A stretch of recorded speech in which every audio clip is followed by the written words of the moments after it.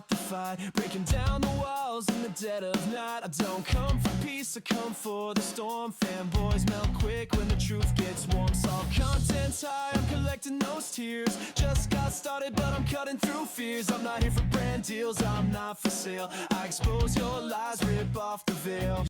This is why everybody is so worried about Nintendo having this much power. You can literally get a pre-owned game, pop it in your system, and then your system gets banned. You know what? You should not have to worry about that. For you as a consumer, you should not have to worry if your system's going to get banned if you're doing something legally. Well, let's get into this reaction. This is a story where we got to dive into a user with a Switch 2 got their system banned by Nintendo. This is exactly why a bunch of us were worried when they sat here and started doing this. We knew stuff like this was going to happen. We were literally joking around about it. What happens if someone puts a pirated copy in and doesn't know it, or puts a pre-owned one in? So let's see exactly what happens. For buying used games. They supposedly bought used games on Facebook Marketplace for Switch 1, inserted them into their Switch 2. The games needed an update. They updated and boop. Which is so BS. This is why Nintendo shouldn't be able to do stuff like this, because that is ridiculous. They were legal pre-owned copies. He didn't sit here and steal them. They weren't pirated versions. He literally did the right thing, bought them, and he got his system banned. This is BS, Primey. The person got their system banned. This is an online ban. It was not a bricking. Primey, let's be honest here. If you're required to go online to get an update, then it's the same damn thing. If you can't update the game because you can't go online, essentially the game might become useless at that point. So it doesn't matter if it's a ban or a brick, it's essentially the same thing. And this is because those games are apparently already dumped and duped and being used on a MIG switch, or they're on the internet or somewhere else, right? Like these games have additional copies of them existing somewhere that Nintendo's aware of. And this is why Nintendo shouldn't be allowed to do something like this. Look at what happened to this poor guy. He literally got his system banned because he bought a legal purchase. It don't matter if they were backed up. That's irrelevant. That is none of Nintendo's business. Hence why they banned this person, because they just assumed this was somebody using one of those copies. Well, that's what they get for assuming. Nintendo, stop assuming anything. You don't get paid to assume. You get paid to make good games. Do what you're good at. There's some good news about this, and this is where I think we should actually feel a little bit of relief, because I do think it's understandable that Nintendo's trying to... No, it's not understandable in any way, shape, or form, Primey. It is not understandable. Block people that are using illegal copies of their games. I think that's a perfectly reasonable thing for any company to do. It might be reasonable if they could tell the difference. But if you're a secondhand user that bought a used copy, this is a scare. People are worried about this, and so they should be, Primey. This is why Nintendo should not be allowed to have this kind of power. This is ridiculous. Now, a consumer who had legal copies of the games literally got their account banned or their system banned. It's ridiculous. This shouldn't be allowed to happen in the first place. And Primey, I truly, in my opinion, I don't believe you really care that much about piracy. I believe that you only care because it's Nintendo. At least in the United States, maybe you don't need to be worried. So this person over here, this D-Man They, says, be careful about buying used Switch 1 games. You can get banned if a bad actor dumped it. Having said that, Nintendo support is amazing. Well, there you go. He says there and says Nintendo support is amazing. I'm assuming that they unbanned his system or something like that. Well, I know that they did because I watched this all the way through before I even react to it. But that's still besides the point. Nintendo shouldn't have been able to do this in the first place. This is ridiculous. So I got banned and unbanned after simply downloading patches for 4 Switch 1 games I bought from Facebook Marketplace. Well, good. He got unbanned. At least Nintendo knows how to do something right. But again, I have to state this. I don't know how many times. This is why Nintendo or any corporation should not be allowed to do something to something that's not their property. If you get banned, you can go here, which is the support website for the US, and under Talk to a Human, select Start Chat.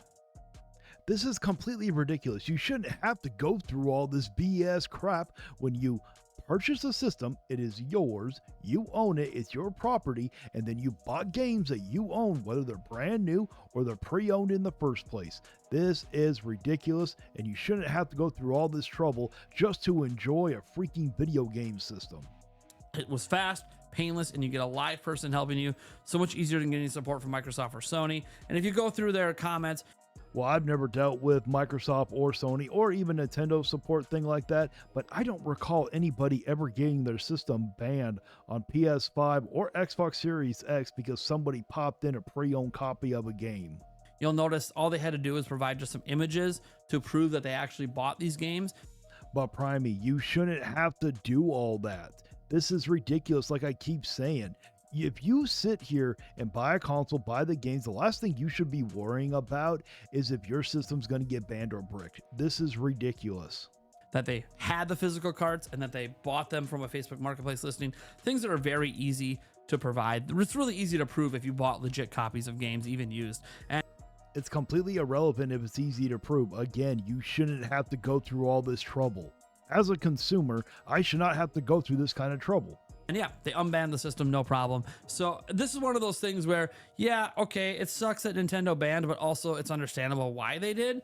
No, it's not understandable in any way, shape, or form. It would be one thing if they caught him trying to hack their server, but he put a pre-owned game. In no way does you putting a game into your system notify them that you're trying to hack their damn server. So if they're trying to hack their server, that would be one thing. But in this situation, no, this is not understandable in any way, shape, or form.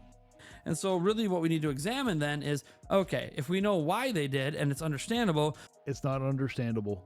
Is Nintendo going to do the right thing for the consumer that did nothing wrong? And the answer is yes. And it made it a really painless experience.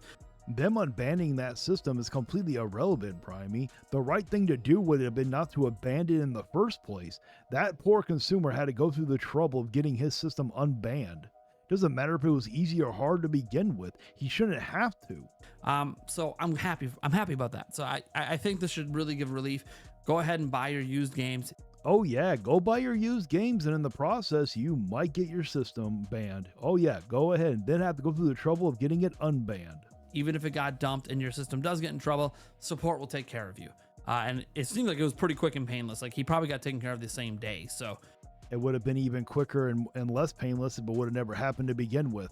That's awesome. Now, let's go ahead and get into a story that has people talking today about the greed and scum of Nintendo. Oh, I can't wait. Let's get into it.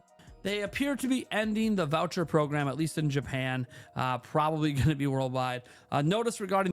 I honestly didn't even know that they were doing this. It's the Nintendo Switch Game Voucher Program, also known as the 2-for-1 Nintendo Catalog Ticket, is ending. It allowed Nintendo Switch Online members to purchase a pair of vouchers for a discounted price and redeem them for 2 digital games from a specific catalog. The last day to purchase these vouchers is January 30th, 2026. I mean, so yeah, you still got a long ways away before that ends, I guess. And now it's time to read off the members of the channel. And from now on, I will always go from the very first member to the newest member. But we got Koros Objective, Maximilian Pegasus 88, Mad Fox 94, Watari, Shade Milkman, Oh No Is Justin, Brian Payne, Jay Wesby 65, Andy Ritz, Sea Stars Piplup, and Cam. Thank you so much for becoming members of the channel. And if you truly enjoy this content, why don't you think about becoming a member? It's only $1 a month. You get special emotes, badges, and you get a shout out at the end of each video until it becomes too long, and then it'll be turned into a credit roll. And also, I got an awesome merch lined up for you guys. I got amazing shirts, hoodies, I got coffee mugs, I got desk mats, I got a bunch of different kinds, so why don't you check it out also. And please like, share, and subscribe. And until next time, guys, stay vigilant. You can cry in the comments, but you won't survive. Like and subscribe if you feel that vibe. We're hard